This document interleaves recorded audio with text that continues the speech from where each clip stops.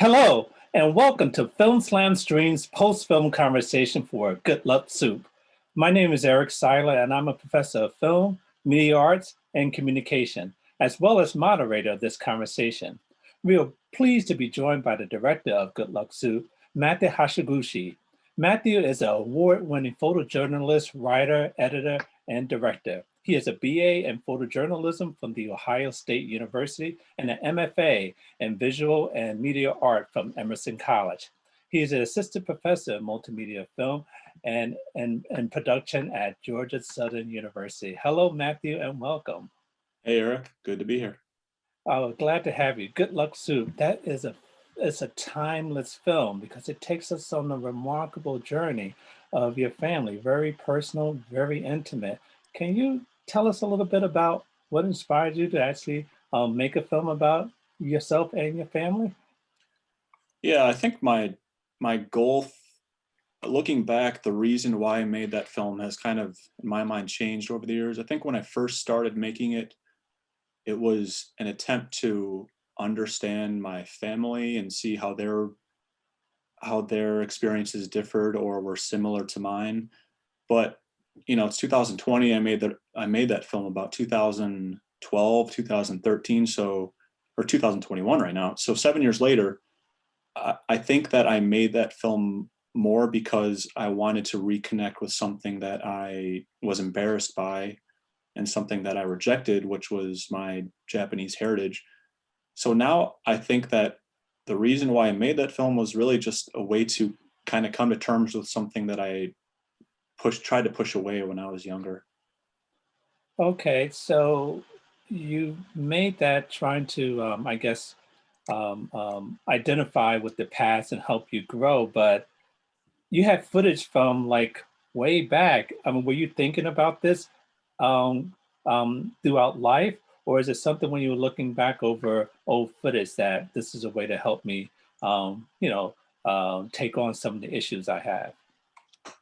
Well, I think when I started to study film more in college and graduate school, I realized how films were used as a way to explore oneself and how it was used for personal exploration and a way to kind of understand one's own experiences in life. And growing up, that wasn't really something that was brought to my attention. I didn't really, I started out in journalism where the camera or the questions are always outwards. They're always pointed at someone else, and the person taking those photographs or filming or asking those questions, they don't impose their own life or experiences on that story. So when I went to graduate school, I was exposed to art forms and specifically documentary that looked at the filmmaker and the artist himself. So to me, I think the Japanese American experience that I had, it was always difficult, and it's something that I struggled with. And as I broadened my worldview and my experiences and kind of went out into the world and moved away and came across people that thought this was interesting or had similar experiences, it made me think, okay, well, why did I push this away so much? Because it's something that I enjoy now, and I enjoy hearing about other people's experiences. So I wanted to re-embrace that part of me that I kind of just was embarrassed by, and film was just a natural way to kind of do that because it's just something I studied, and I was more comfortable behind a camera than kind of just having conversations sometimes. Absolutely. So when you made this film, uh, you've spoken a lot about it being very personal. Did you intend for this film to have impact upon others? Yeah, absolutely. Because I know that many Asian Americans like myself, multiracial, or whether they're 100% Asian American, Japanese American, Chinese American, I know that the experience is a difficult one because you don't really fit into the mainstream groups that we think of in the United States. It's not Black, it's not white. So what is it? And I know that it was a common experience because I know my siblings struggled with it. I know that other Asian Americans that I knew growing up struggled with it. I know my cousins struggled with it. And the more people that I met as I grew older, when I went to Ohio State, and then when I went to Boston, and every place that I went to, when I met someone who was Asian American or multiracial Asian American and something else, these were the common conversations that we had, where we didn't know how to fit in, and people looked at us as foreigners, as enemies, as some sort of other. So I knew this was a common thread, and it's something that I knew other people would relate to, just based upon my experience in the conversations that I had with other people. That is good to know. And I guess you could always say to people who deal with issues like you had, oh, check out my film here.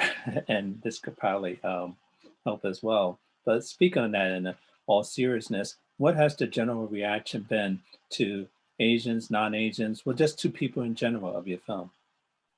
It's been varied. I do receive emails still when it plays somewhere or screens, where people email me and say, I really understood what you were experiencing, and my children experienced that as well, and I struggled with that. So there's a lot of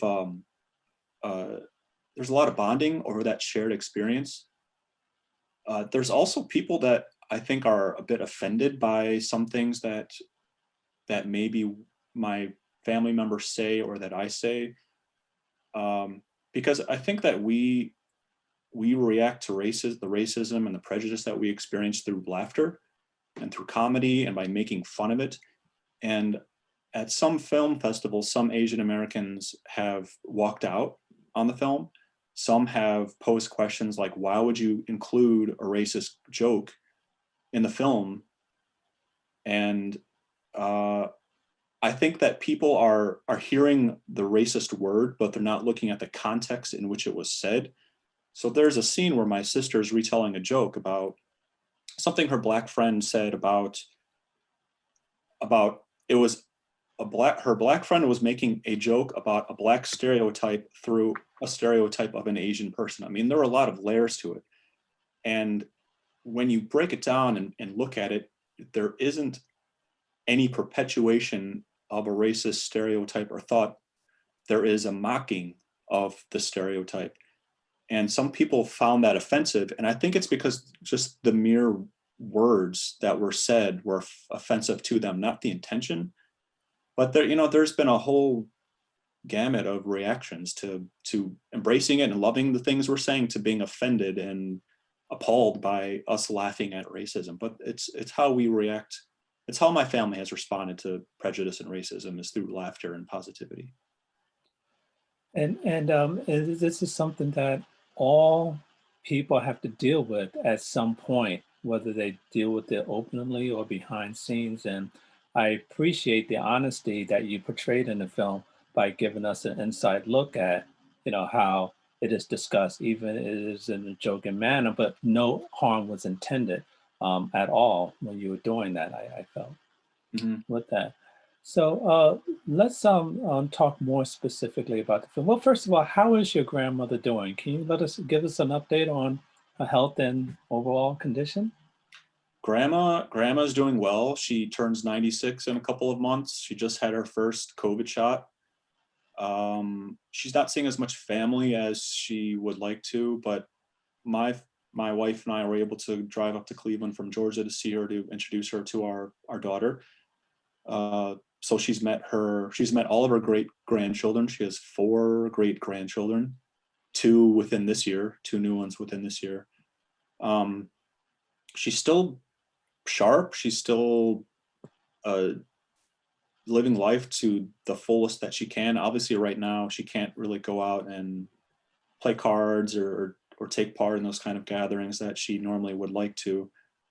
But she's, like the rest of us, I think she's powering through this pandemic, and I think she sees the light at the end of the tunnel. But she said, she hit 95, and then when she hit 95, she said, okay, my next goal is 100. So she's kind of aiming for the next milestone in her life. Good for her. Good for her. I just want to remind everyone, we are talking to the director of Good Luck Suit, Matthew Hashiguchi. If you have questions, please put them in the Q&A portal and we'll get to them as time allows. Your grandmother, obviously the star of the film, she's like a rock star. Was there any prodding or convincing to get her to participate in this documentary? There was prodding and convincing on getting everyone to take part in it. It was probably the most unpleasant part of filming was the backlash that I received from family who were just tired of being filmed and tired of the questions and tired of showing up to every family function or just showing up with a camera. I mean, it really wasn't easy to do that. And it's something that I really never want to do again, is film my family in this way.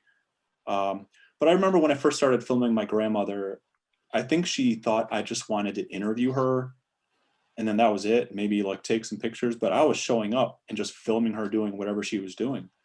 So if she was getting the mail, if she was going to bowl, if she was going to drop off something, if she was going to the store, or she was, I don't know, making food or something like that, I would be there filming with her and I wouldn't stop filming. And I can remember my grandmother saying, okay, that's enough, stop filming. But I just kept filming.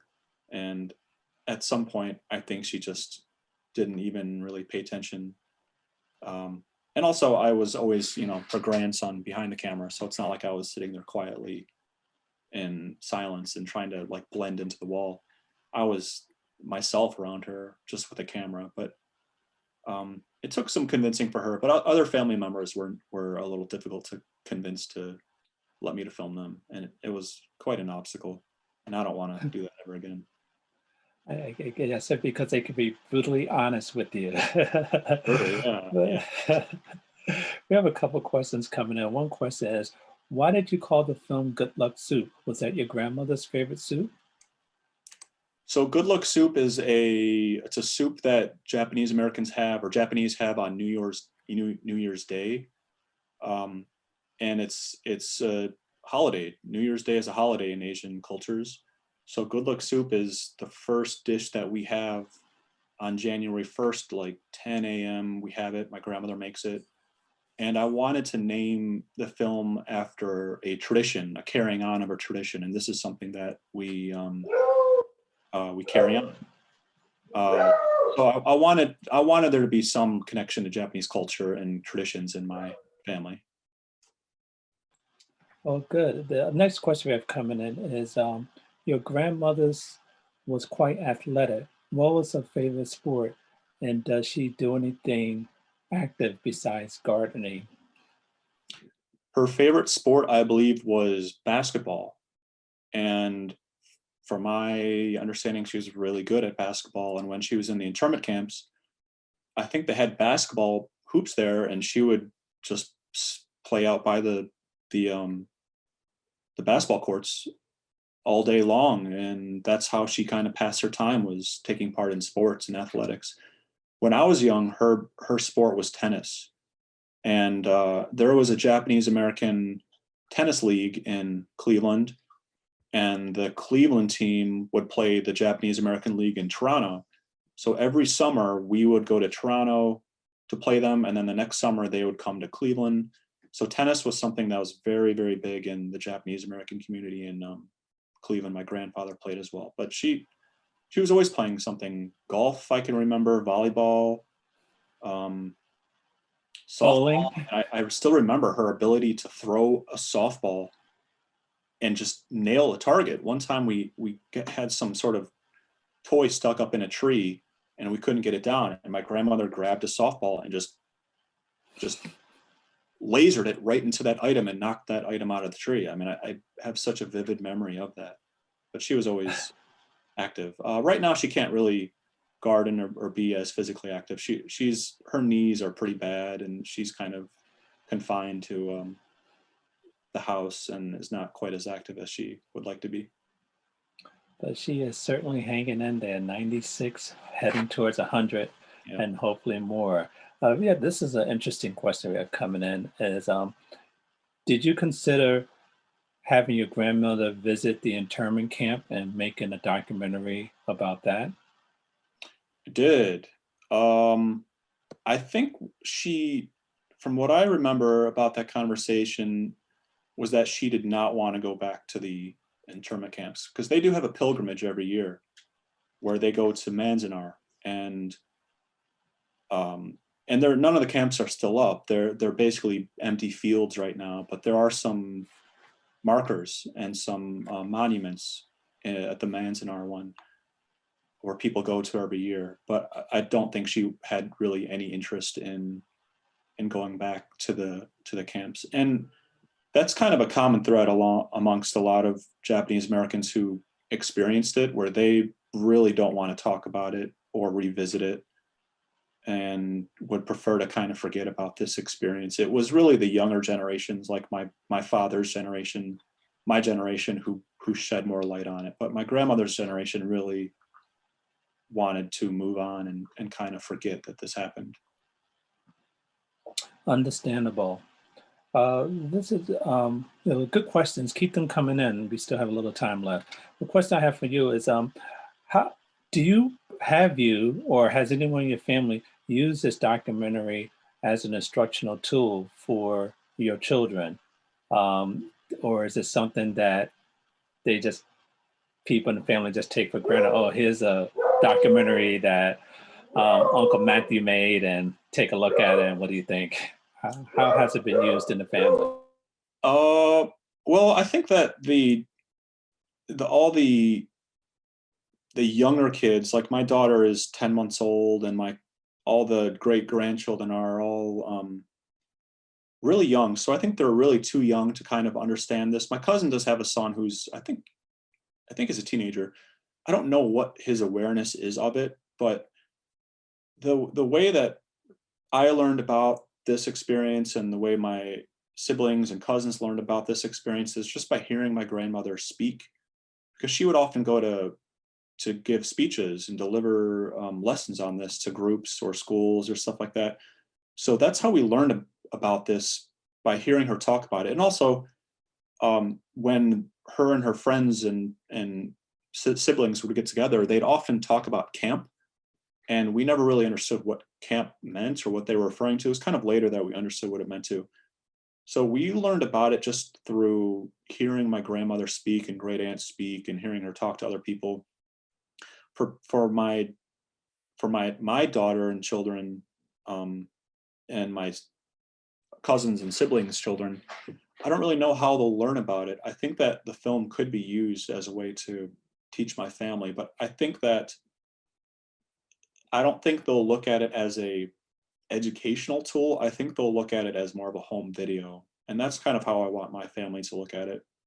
I want them to see this is just like a really well-made home video that has good audio and good sound and good pictures and stuff like that. But how they'll learn about this specific experience, I don't really know. I don't know how schools are teaching this right now. Yeah, you bring up a good point, how schools are teaching it. And one point you brought up in the documentary is that this isn't something that's always taught in schools, because it's a stain in history. So I do hope that schools do address this as well too. We're almost out of time. Can you tell us what you may be working on now? Do you plan to do part 2 of Good Luck Soup, or I know maybe not with your family, but with another family or something like that? What's next on the horizon for you? Right now I'm working on a documentary about rural healthcare, and I'm just finishing up filming. But I've been following a doctor in rural Georgia for about 2 years, and the healthcare in Georgia is especially poor, especially in rural areas. And this is the only doctor in this specific county that I'm filming. It's a very poor county. So I've been filming her for about 2 years, and I just filmed her administering COVID vaccinations to some of her patients and residents in the county. So I'll be done filming that in maybe the next month or so, and then it's grant writing and editing and then distribution, and hopefully get it back to Cleveland Film Festival. Well, we hope so. We look forward to seeing that when it's completed. Well, Matthew, thank you so much for joining us today, taking some time out of your schedule to talk to us about this film. We appreciate it. Please send our regards to your grandmother. I'm glad she's hanging in there and doing well. Thank you so much. Thanks, Eric. Go Browns. And thank you for joining us for this important and invigorating conversation. For more information about the upcoming 45th Cleveland International Film Festival, please continue to follow us on social media or visit clevelandfilm.org. I'm Eric Siler. Thank you.